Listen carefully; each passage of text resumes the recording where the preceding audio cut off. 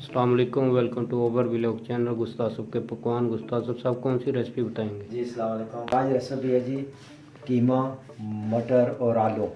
ये कीमा है जी, ये 7 मटर पड़े हैं और आलू है। आलू मैंने धो के और छील के धो के और पानी डाल के रखा है, क्योंकि ऐसे रखूँगा तो ये आलू ब्लैक हो जाते हैं, काले काले हो जाते हैं। ये 7 प्याज है और लहसुन अदरक है और ये टमाटर है, ये मिर्च पाउडर है, कूटी मिर्च और हल्दी 1 चुटकी और नमक।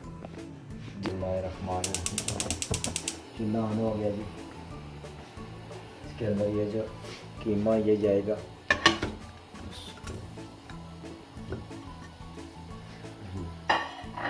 और ये साथ ही प्याज और ये है टमाटर साथ ही जाएगा। इसका मसाला पहले ही मैं नहीं बनाएंगे। लहसुन अदरक ये भी जाएगा। ये जो मसाला मैंने आपको बताया, मिर्च पाउडर है, कूटी मिर्च है, हल्दी और नमक जी। और इसको मैं 1 गिलास पानी के साथ ऐड करूँगा जी। अभी इसको 5 से 6 मिनट के लिए प्रेशर दूंगा जी। इसको 5 से 6 मिनट हो गए। अभी इसको बंद करते हैं, क्या करेंगे भैया जी। 5 से 6 मिनट तक ये देख सकते हैं माशाल्लाह गल गया प्याज टमाटर रास्ते इसके अंदर मैश हो गए। अभी मैं इसको शिफ्ट करूँगा दूसरे पतीले में जी। ये दूसरे पतीले में मैं शिफ्ट कर रहा हूँ इसको, ताकि इसकी बुनाई अच्छी तरह हो जाए जी। चूल्हा ऑन हो गया फिर से और ये बिस्मिल्लाह, ये देख सकते हैं। इसके अंदर मैं 1 चम्मच जो है ना ऑयल का डालूंगा। ऑयल पहले नहीं डालना होता, ऑयल बाद में, प्रेशर के बाद जी। इसको तकरीबन 5 से 6 मिनट में भूनूंगा। ये थोड़ा सा वाइट ज़ीरा है जी, आधा टेबल स्पून, और ये धनिया है खुशक दादर किया हुआ, ये इसके अंदर जाएगा। बुनाई में इसकी खुशबू हो जाएगी बहुत अच्छी किस्म जी।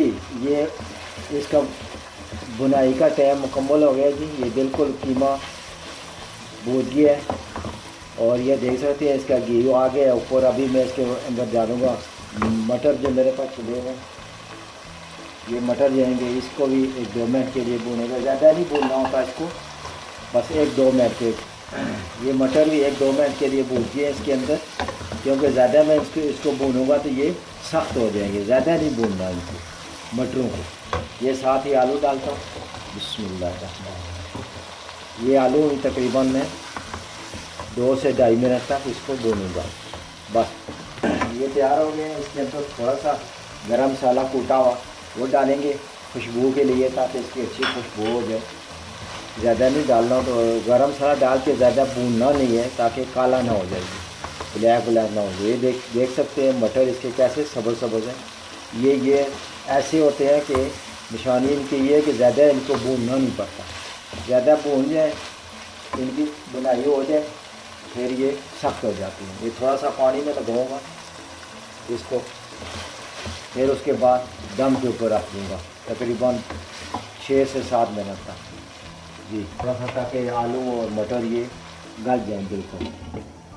ये दम के ऊपर रख दिया, हल्की आंच के ऊपर। ये देखें तकरीबन इतनी आंच छोड़नी है इसके 6 से 7 मिनट तक जी।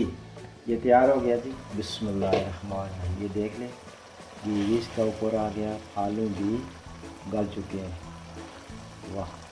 और मटर भी हो गया। अभी इसको उतारूँगा, ये हो गया। इसके ऊपर थोड़ी सी शाइनिंग करूँगा सब्ज़ धनिया और थोड़ी सी अदरक है, ये काट के रखी थी वो। और ये एक आदमी, कई लोग मिर्च के शौकीन होते हैं। और ये तैयार है जी। माशाल्लाह जी, बहुत ज़बरदस्त जी, बहुत ही आला। चैनल को सब्सक्राइब कीजिए और लाइक कीजिए और शेयर कीजिए। अगले व्लॉग तक के लिए इजाज़त दीजिए। अल्लाह हाफ़िज़।